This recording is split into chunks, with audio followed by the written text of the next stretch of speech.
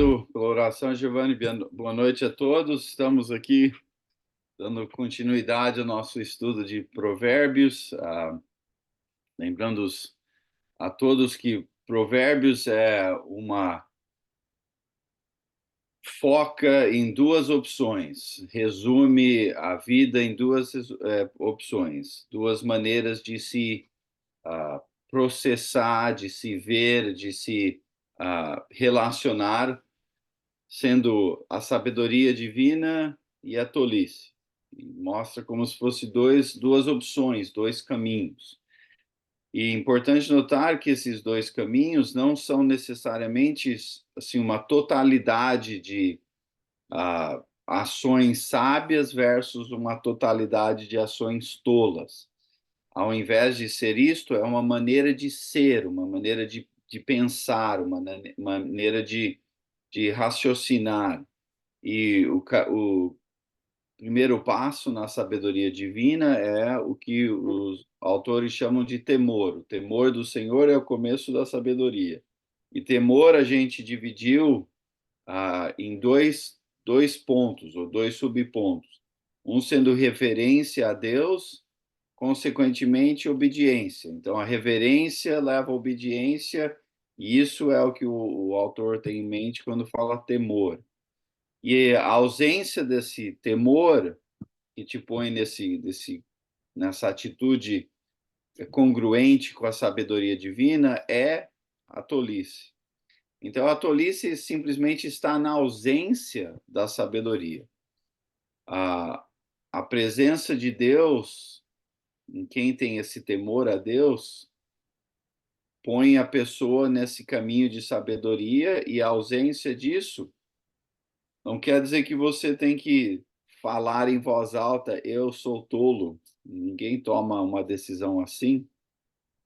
Mas a ausência da presença de Deus, a ausência do temor, isso é, então, uma vida de tolice. E sabedoria, tanto a sabedoria quanto a tolice, em Provérbios, são personificadas como duas mulheres, clamando, tentando chamar, entrar num relacionamento com o leitor. E, na minha opinião, isso são duas manifestações de um conceito que começa já com Eva, em Gênesis, as duas versões de Eva. A presença da sabedoria versus a Eva que agiu em tolice e foi influenciada para então influenciar. E o ser humano o leitor da época, e tanto nós hoje em termos modernos, o autor de Provérbios está chamando nós para um Gênesis 3 momento, onde estamos ali tentando decidir e escolher que versão vamos entrar em relacionamento, ou a sabedoria ou a tolice. Salomão provavelmente consolidou o que chamamos do livro de Provérbios, sem dúvida escreveu vários dos provérbios, mas Provérbios é uma coletânea de coletâneas. Há outros autores também, mas é agregado nessa totalidade aí, provavelmente com intenção de ser usado como um instrumento de ensino para pessoas de posição de governância e influência dentro do reino. Provérbios 1 a 9 é um capítulo, são capítulos, um trecho introdutório de capítulos 1 a 9, e do 9, metade do 9 até a metade do 31, são, em termos práticos, o que é escolher ou a sabedoria ou a tolice, e aí o final do capítulo 31 é um resumo do que acontece com a pessoa que escolheu a sabedoria, que escolheu entrar num relacionamento íntimo com a sabedoria. Mas aí vamos chegar lá. Então, tudo isso aí é só resumo. A nossa primeira aula, entramos em muito mais detalhes na mecânica, a estrutura de provérbios. E agora estamos aí gradativamente andando pelos capítulos. Deixa eu compartilhar a minha tela. Estamos em capítulo 17 hoje. Então, só lembrete a todos, né? Se você tem uma pergunta ou comentário, clica na mãozinha aí que aí da maneira que a minha tela está dividida aqui, você sobe para o topo das opções e aí me alerta que você está querendo comentar ou fazer uma pergunta. Então vamos lá, capítulo 17. Mais um lembrete a todos. Cada um desses provérbios normalmente são curtos, ah, com duas opções sendo descritas e exemplificadas, sendo, no geral, a sabedoria e a tolice. E aqui, em cada um desses provérbios, a mecânica do provérbio é esta, de dividir esses dois assuntos e chamar o leitor a ver o que é agir na sabedoria e o que é agir na tolice, e normalmente também se relata uma consequência ou uma descrição tanto do que é ser sábio versus uma consequência à tolice. Então, essa estrutura no geral da maioria dos provérbios, com algumas exceções. Também lembrando que o que é um provérbio? Um provérbio é uma grande experiência e mensagem sendo relatada numa curta sentença.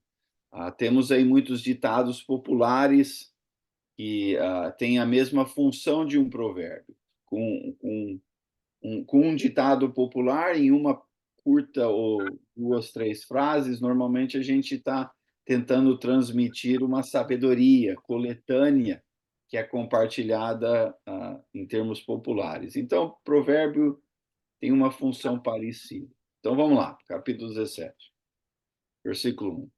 Melhor é um pedaço de pão seco, com paz e tranquilidade, do que uma casa onde há banquetes e muitas brigas. Então, mais uma vez, duas opções aqui. As escolhas são a paz e tranquilidade e ou brigas. Então, quem gostaria de brigas? Obviamente, não sei se ninguém acorda de manhã um dia e fala, eu quero ter uma convivência de muitas brigas. Infelizmente, isso é mais comum do que não, quando você interage com o ser humano, principalmente se você tem filhos, muitas vezes a gente tem aí uma casa de brigas. Mas, no geral, se escolhe ou se gostaria de ter paz e tranquilidade. Então, mas aqui não é só descrito as consequências, paz e tranquilidade versus brigas.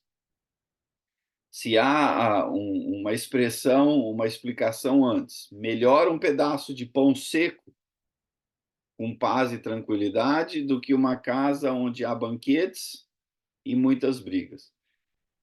Então, aqui as opções são duas. Uma são uma casa de banquetes, que no geral, se você simplesmente parasse aí, é uma casa de fartura, é uma casa com festa, é uma casa, pensa aí, churrasco no final de semana, ou aquela fartura lá de talvez final do ano, né? Final do ano, começo do ano novo, Natal, esse tipo de coisa.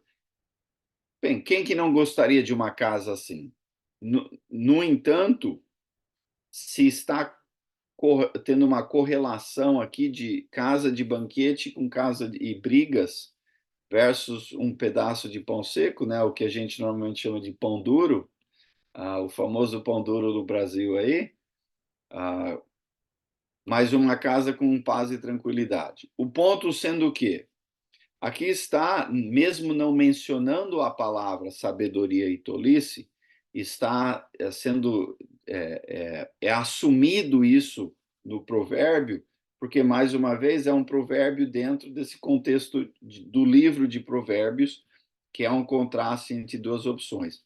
E aqui se está implícito que a casa de paz e tranquilidade é a casa da sabedoria, que se há uma sabedoria em como agir, relacionar, lidar um com o outro, enfrentar os problemas, mesmo que é uma casa com pobreza, ilustrando o pão duro aqui, o pão seco, se você tem sabedoria divina, é melhor ter pobreza com sabedoria do que ter grande fartura e riqueza, porém na ausência da sabedoria. Em outras palavras, uma casa de tolice, que as consequências, o custo de uma casa de tolice é maior, é mais grave, é mais intenso, mesmo com riqueza. É pior isto, que é melhor ter a ausência de riquezas ou uma pobreza se você tem sabedoria. O que está sendo enfatizado aqui é que sabedoria é mais importante que riqueza, que há uma grande riqueza em si na sabedoria, muito mais do que fartura, banquete, festa. Se você não tem relacionamentos, família estruturada, interagindo com sabedoria. Então, o contraste aí é este. Você pode ter riqueza, carros, casa nova, muita festa, mas se é uma família que age de forma tola ou a ausência da sabedoria divina, você não está numa boa situação. Então, melhor um pouco de pão duro, no entanto, com uma vida guiada, relacionamentos guiados por sabedoria, que leva a paz e tranquilidade, do que muita fartura, porém relacionamentos conflitantes. É o resumo aqui do versículo. Número 2. O servo sábio dominará sobre o filho de conduta vergonhosa e participará da herança como um dos irmãos. Aqui se continua a ideia de relacionamentos, de maneira de agir. Um filho, por simples fato de ser biologicamente filho, herdeiro, é herdeiro. Por ser biologicamente um filho, é herdeiro.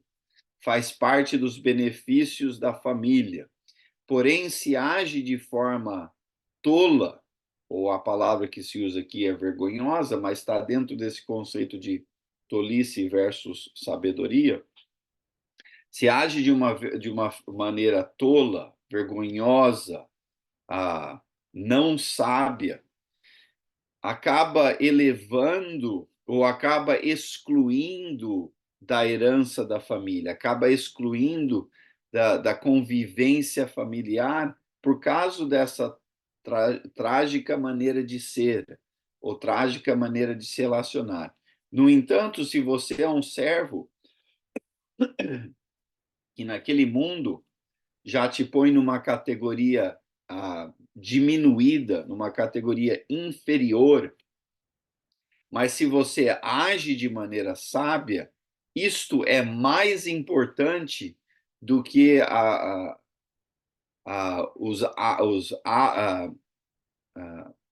elos familiares e biológicos, que a sabedoria divina te põe numa categoria de família, que a sabedoria eleva a pessoa, mesmo se começa como servo, mais uma vez naquele mundo, uma categoria diminuída, inferior.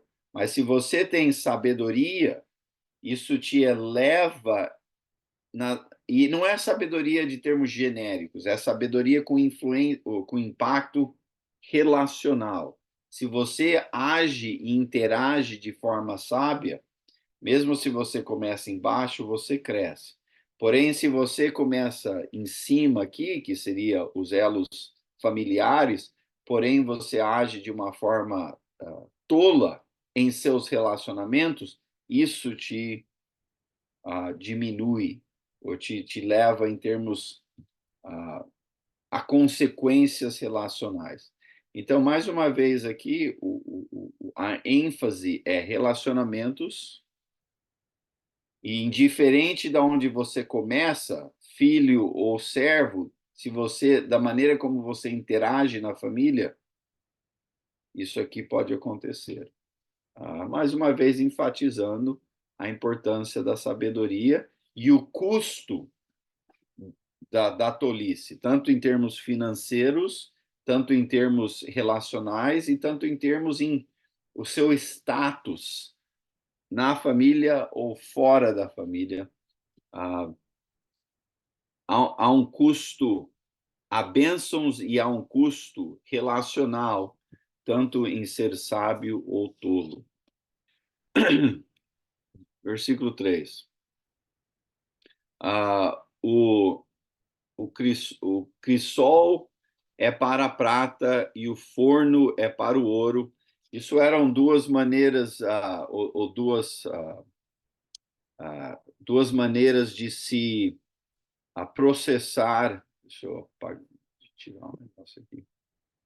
Eram duas maneiras de processar e purificar tanto prata e limpar, purificar e limpar prata e ouro. Então, o crisol para a prata e o forno é para o ouro, mas o Senhor prova o coração. O ponto aqui sendo o quê? De que assim como há processos ou em química ou em fato de calor, de purificar metais e limpar e polir e purificar, Deus faz a mesma coisa, mas em termos de coração, em termos do nosso nossa maneira de raciocinar e sentir, de que Deus purifica e, e pole e influencia a maneira como nós agimos. E isso se implica aqui é através da sabedoria,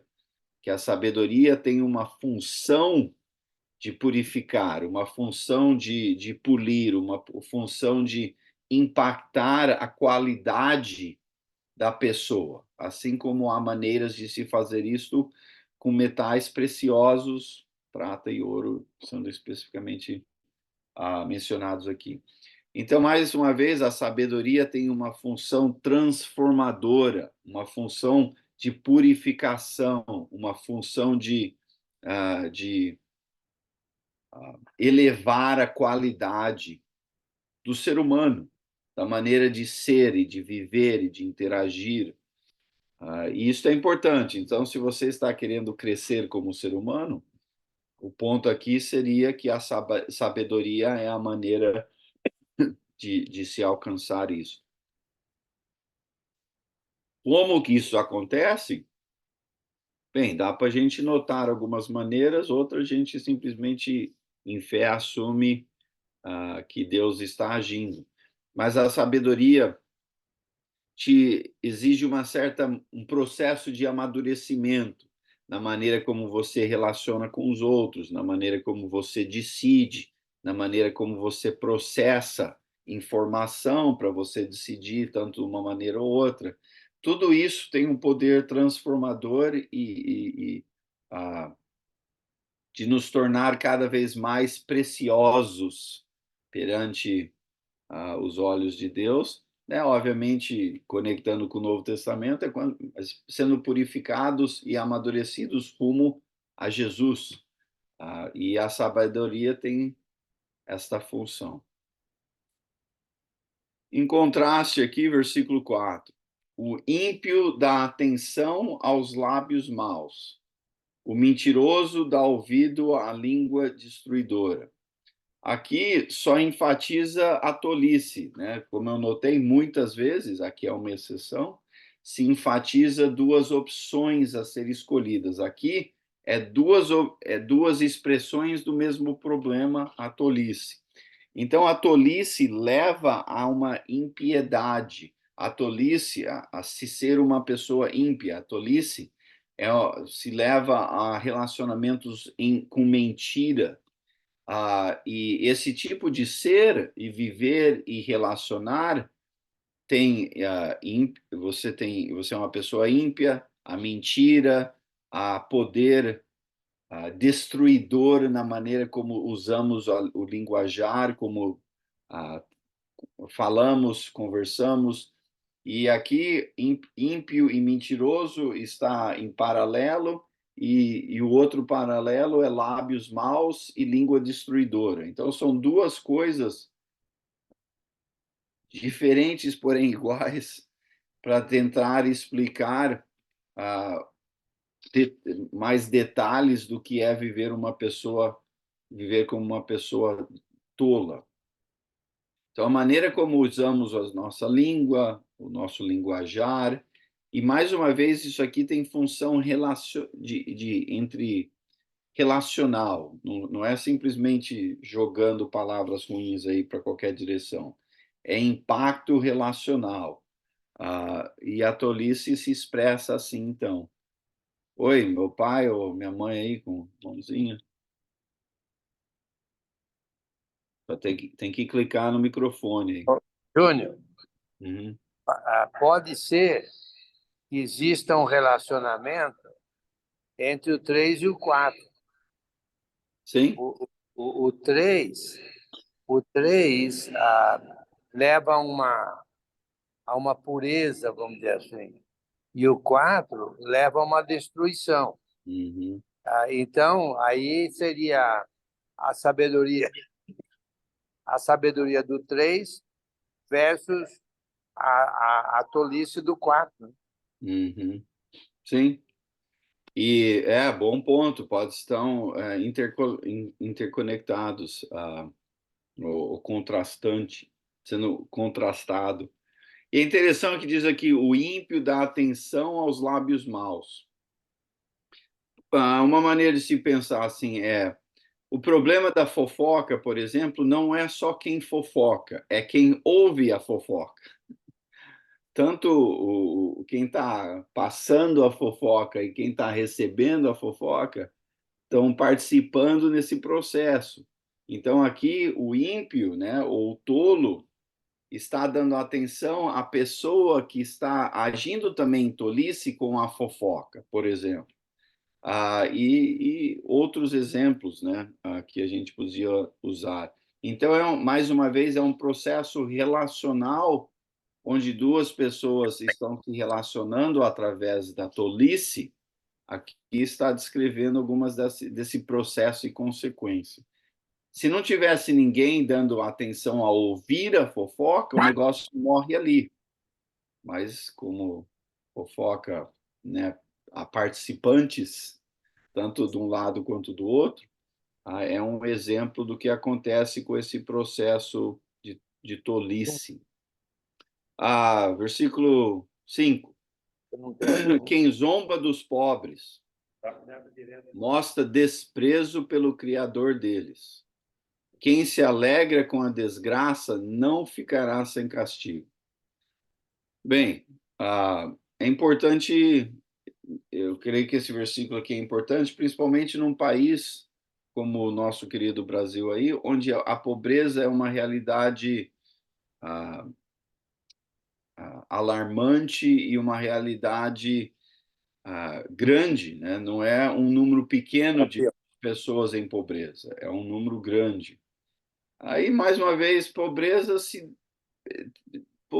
é meio genérico para se definir, muitas vezes em contraste.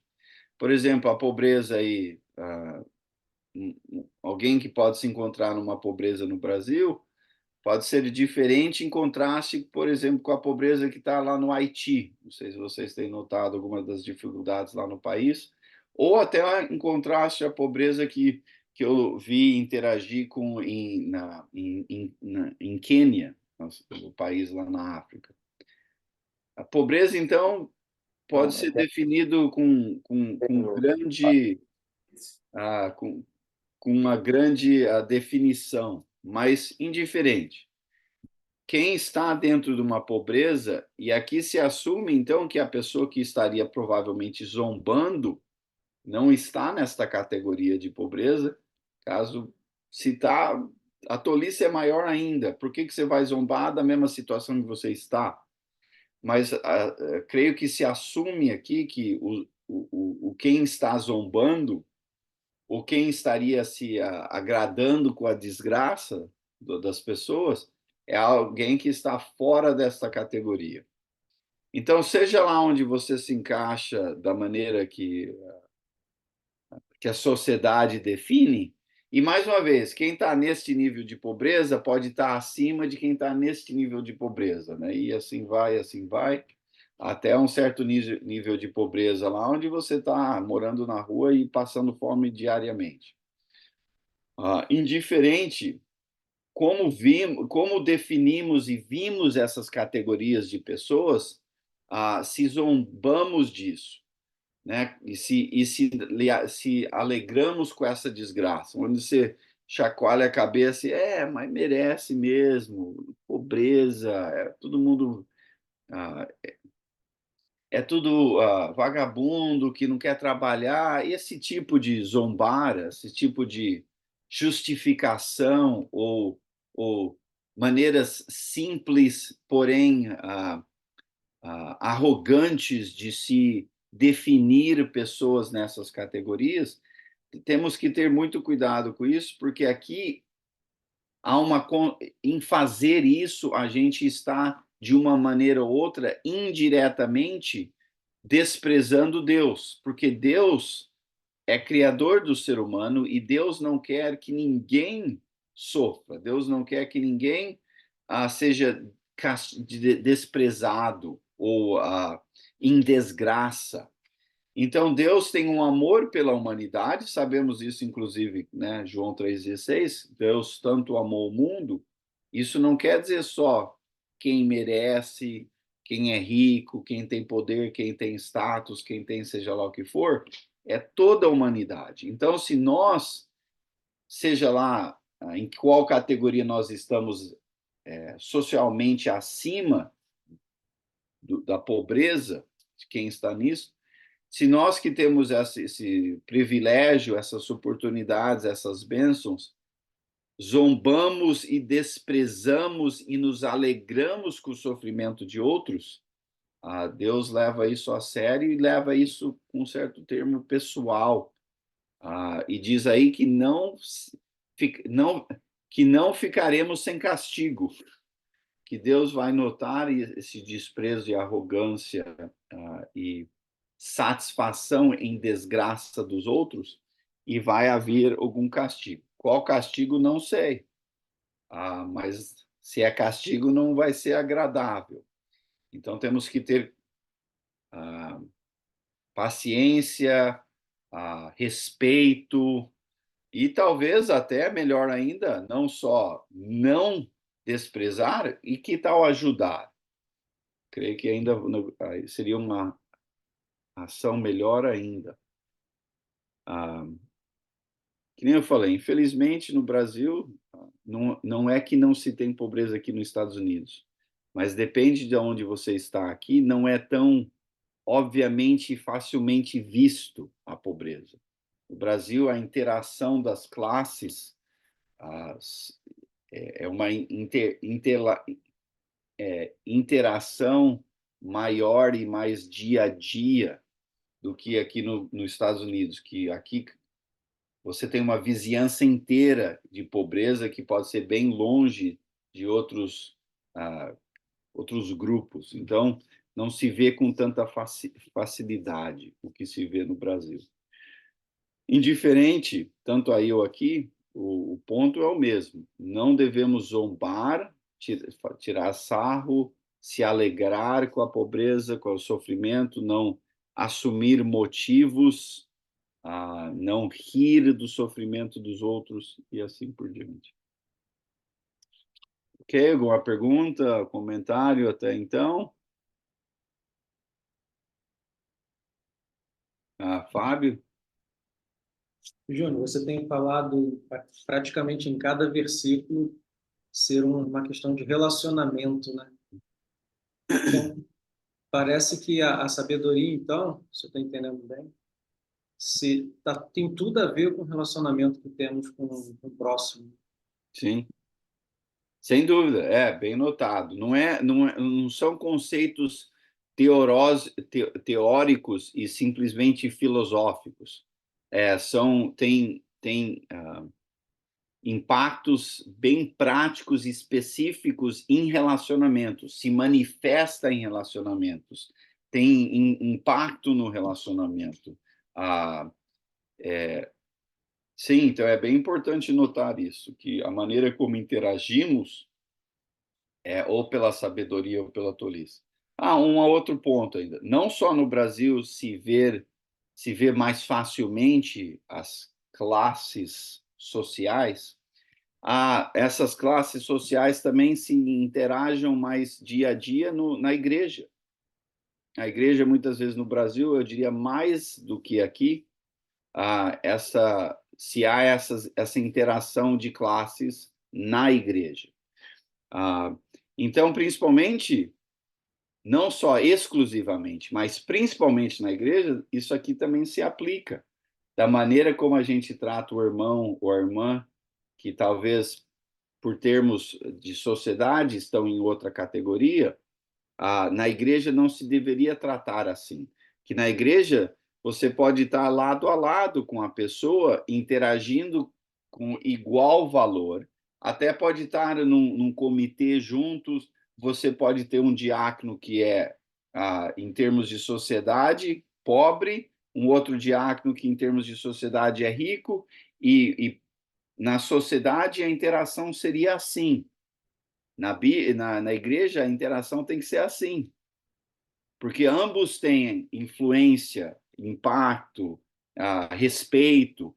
Então, a classe social não devia fazer, não devia ter esse impacto. A gente vê isso lá em Tiago, lembra? Se entra um rico, tá lá os irmãos, senta aqui do meu lado. Entra um pobre, senta no canto lá. Não é para ser assim, né, na nossa interação. Isso não precisa ser, não creio que a aplicação aqui tem que parar em termos sociais, classes sociais, pode ter a ver com racismo, cor de pele e vários outros detalhes que no mundo talvez tem essa desigualdade. Na igreja, devemos tratar as pessoas de forma diferenciada. Ok, versículo 6. Os filhos dos filhos são uma coroa para os idosos. Quem que são os filhos dos filhos? Os netos. Os netos são uma coroa para vovó e vovô. E os pais são o orgulho dos seus filhos. Em outras palavras, o que está sendo descrito aqui é que quando relacionamentos e família são guiados por sabedoria, se há um impacto intergeracional, há um legado, há um impacto onde relacionamentos são abençoados pela sabedoria. Isso é especialmente importante, como os irmãos aqui sabem que voltei à escola, estou continuando fazendo um mestrado aqui de casamento e família, terapia, casamento e família. Uma das coisas que somos encorajados a considerar e descobrir em mais detalhes, quando vem lá um cliente contar os seus problemas, é esses relacionamentos intergeracionais. Porque se leva um legado, a pessoa que está sentada ali na frente do terapeuta pode ser um indivíduo, porém aquela pessoa é impactada e carrega em si uma experiência coletânea que vem entre gerações, que a maneira como aquela pessoa foi criada tem a ver com a maneira como os pais daquela pessoa foram criados pelos pais daquela, e assim vai. Então, quando se há, e muitas vezes se há uma transmissão intergeracional de problemas, ansiedade, depressão, violência, abuso, racismo, isso se transmite a trauma, mas a implicação aqui é de que quando fazemos os nossos relacionamentos através da sabedoria, o legado é positivo. São elos que estão sendo transformados pela sabedoria divina e o que transmitimos não são problemas, não são traumas, não são dificuldades, são bênçãos, são alegrias, são elos positivos que mantêm a família de uma forma produtiva, amorosa, carinhosa e assim por diante. Ok, meu pai, minha mãe. Ô, Júnior, não seria interessante a gente pensar em termos de nossa família como sendo a família espiritual? Em outras palavras, Deus é nosso Pai, nós temos irmãos, Jesus Cristo é nosso irmão perfeito. Então, não seria interessante se nós nos orgulhássemos na família espiritual? Por exemplo, nós temos pais na fé, temos avós na fé, temos irmãos na fé, que são excepcionais, mesmo embora hajam aqueles que são ruins, mas nós temos como nos espelhar e viver numa herança tendo a ver com os bons. Por exemplo, aquele que se envolveu na nossa conversão, no nosso ensino, o nosso Pai Celestial. Então, eu creio que, naturalmente, aqui no caso de Salomão, isso aí não existia, a meu modo de ver. Mas agora, no reino de Cristo, nós podemos pensar em termos de família como sendo a família espiritual e não necessariamente a família física, porque a família física, a pessoa pode ter um pai ou um avô que não valiam nada, né? Sim, se pode transmitir isso tudo aqui, pensando em termos de igreja, né, na progressão da história bíblica, a família que temos em termos espirituais tem um legado, ou é para ter um legado que pode ser indiferente do trauma e das dificuldades e do drama que muitos de nós têm como família biológica. Seria excelente se a família biológica, a família de igreja, quer dizer, fosse tudo uma alegria só, mas infelizmente não é. Eu li um artigo recente, mais uma vez dentro dos meus estudos, dizendo que quando pessoas são impactadas por elos traumáticos, né, com essa transmissão intergeracional é traumática, esses elos são rompidos, a pessoa normalmente carrega isso em si, e isso impacta os relacionamentos presentes, por causa dos elos quebrados passados, a pessoa carrega não só aquela dor, mas acaba transmitindo sobre os seus relacionamentos presentes a traumas, dificuldades que a pessoa carrega pelos aqueles relacionamentos e elos traumatizados no passado. Porém, o estudo estava mostrando que, através de uma conexão positiva com Deus em igreja, você pode ter aqueles elos passados que foram rompidos e negativos, podem ser gradativamente por experiências positivas no hoje, podem ser elos que vão sendo remediados, que a dor daqueles elos passados que foram traumatizados, quebrados, eles podem ser gradativamente remediados e o impacto vai sendo, vai havendo uma cura por causa de relacionamentos positivos no presente, motivados pelo elo de fé e igreja.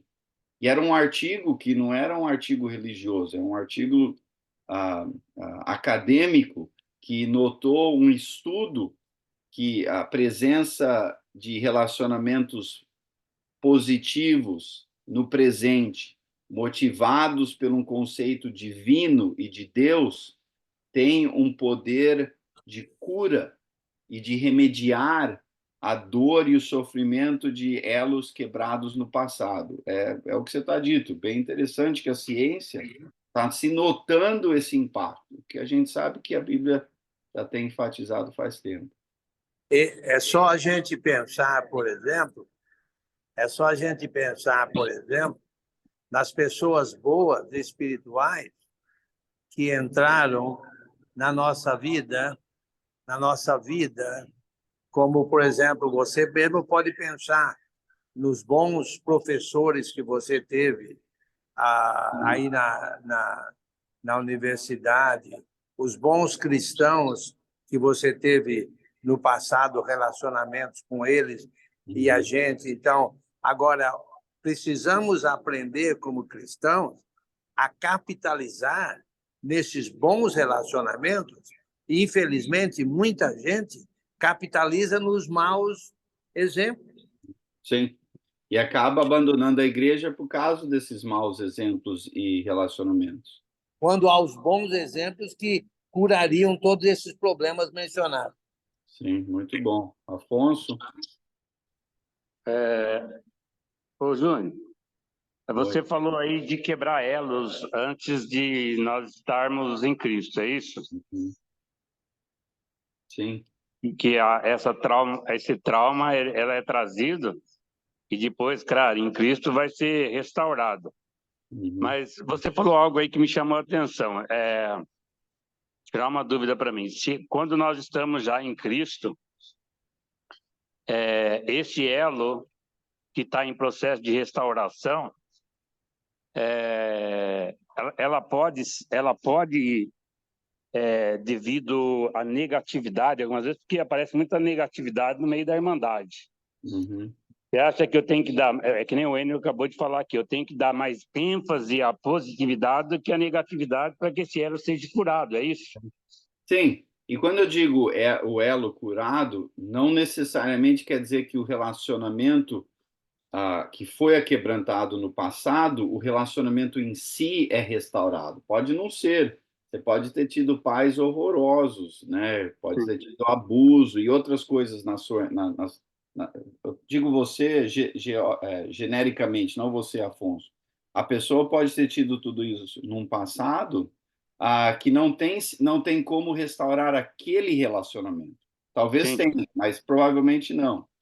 As consequências daquela sequela, daquele trauma, isto pode ser curado, isto pode ser amenizado com relacionamentos positivos atuais na igreja, motivados pelo amor de Deus.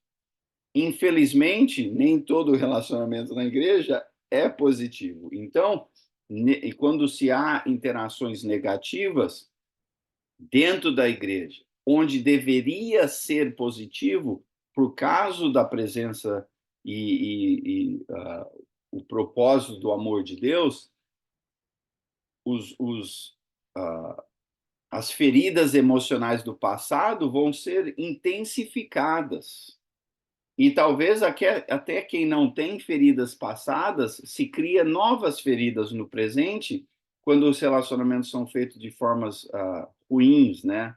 Então, temos que ter essa consciência da seriedade de como interagimos um com o outro na igreja e fora, mas na igreja em específico, para ter um poder de cura em quem já vem com problemas emocionais de passado e para não criar outras ofensas no presente.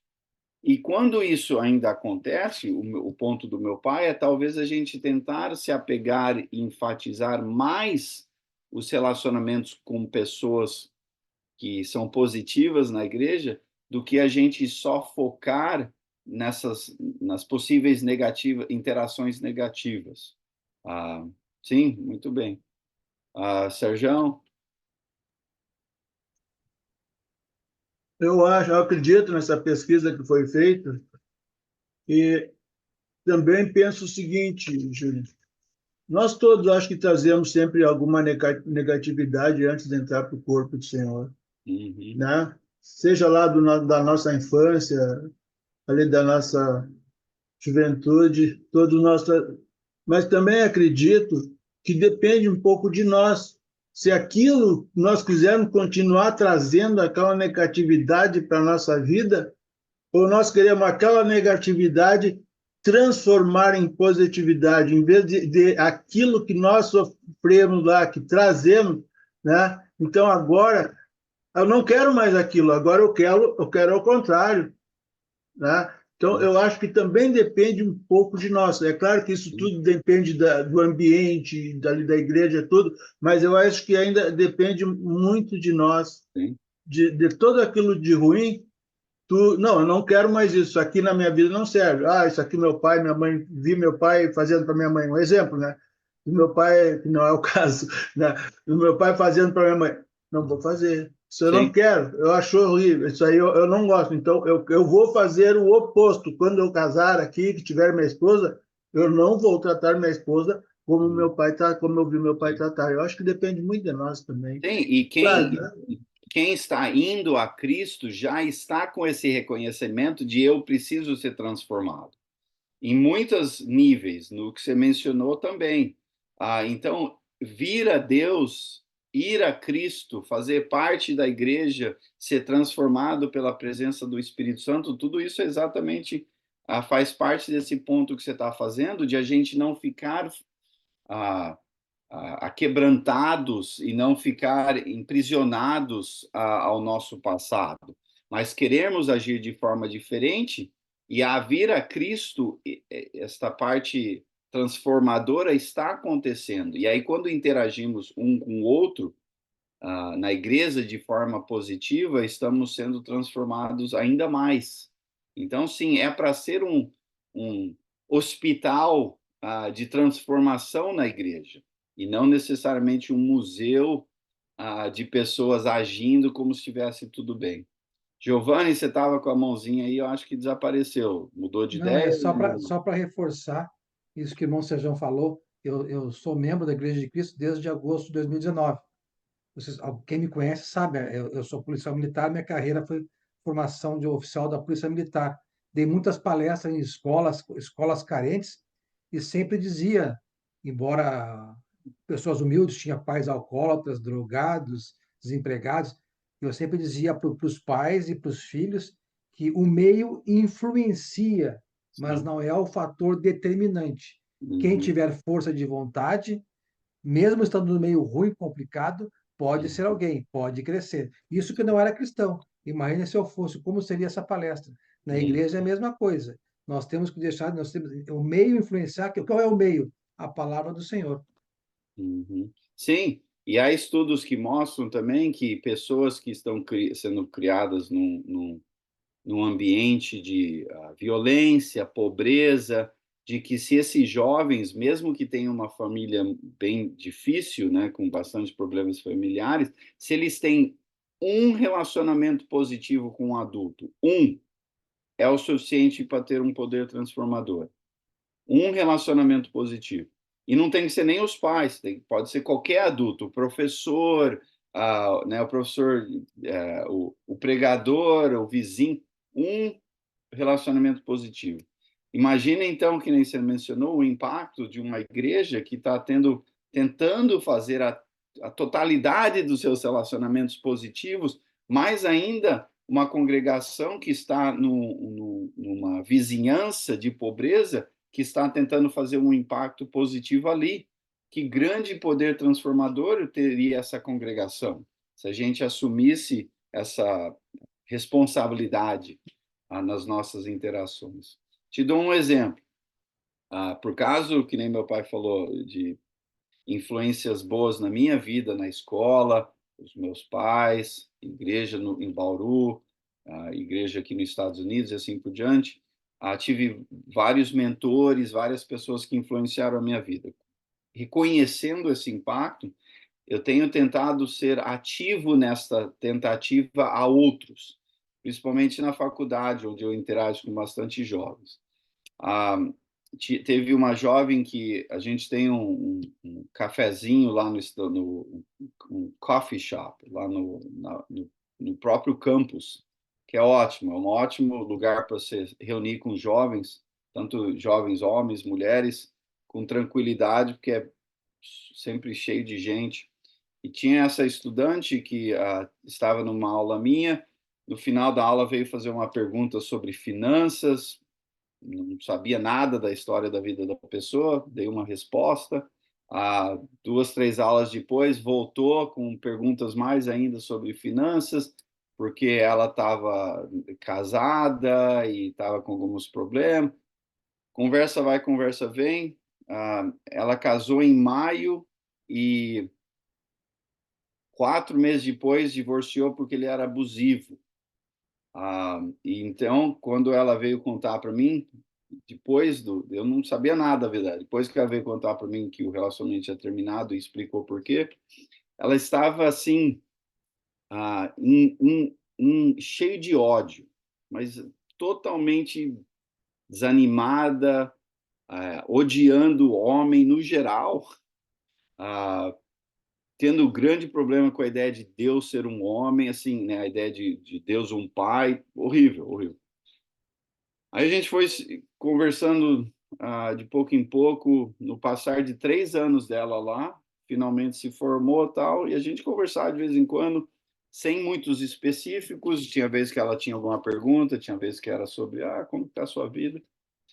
Acabou se formando, fez um mestrado em engenharia e eventualmente casou de novo, e ela mandou para mim um cartão no correio, dizendo, me agradecendo o respeito e a atenção que eu dei a ela, e ela queria que eu soubesse do impacto que eu tive na vida dela, porque ela escreveu: você foi a única interação com o homem onde eu fui tratada com respeito, na minha vida toda.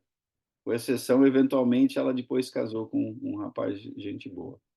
Você nunca sabe o impacto que você está tendo na pessoa, mas você tem que confiar de que Deus nos criou para ter esses impactos e para ter esses relacionamentos e para agir com carinho e respeito e bondade, amor e generosidade, benevolência e um monte de outras coisas.